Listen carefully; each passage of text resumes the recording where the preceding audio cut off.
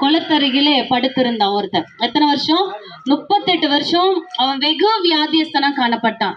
1 வருஷம் 2 வருஷம் இல்லைங்க, 38 வருஷமாக.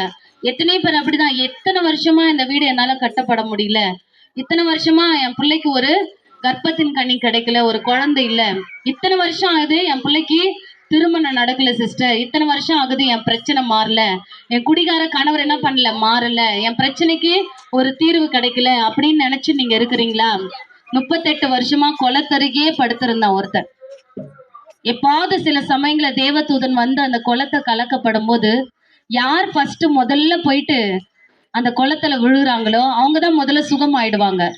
இப்ப எப்பேற்பட்ட வியாதியஸ்தர்களும் அந்த பெதஸ்தா எனப்பட்ட குளத்து அருகிலே கொண்டு வந்து வச்சிருவாங்க.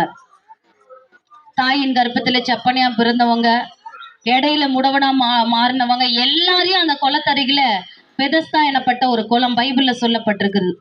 அதுக்கு 5 மண்டபங்கள் உண்டு. அந்த இடத்துல வந்து நிறைய பேர் சப்பானிகள், சூம்பின உருப்பட திமிர்வாதக்காரர்கள், அநேக வியாதியஸ்தர்கள் வந்து அந்த குளத்தருகே படுத்து இருப்பாங்களாம். தூக்கி கொண்டு வந்து வச்சுட்டு போயிடுவாங்க. எப்பாவது ஒரு தடவை தான் தேவதூதன் வந்து அந்த குளத்தை கலக்குவான்.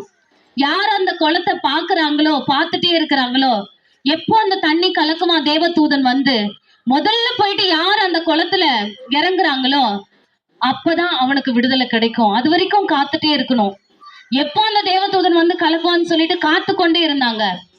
ஆனா அங்க ஒரு மனுஷன் இருக்கான்.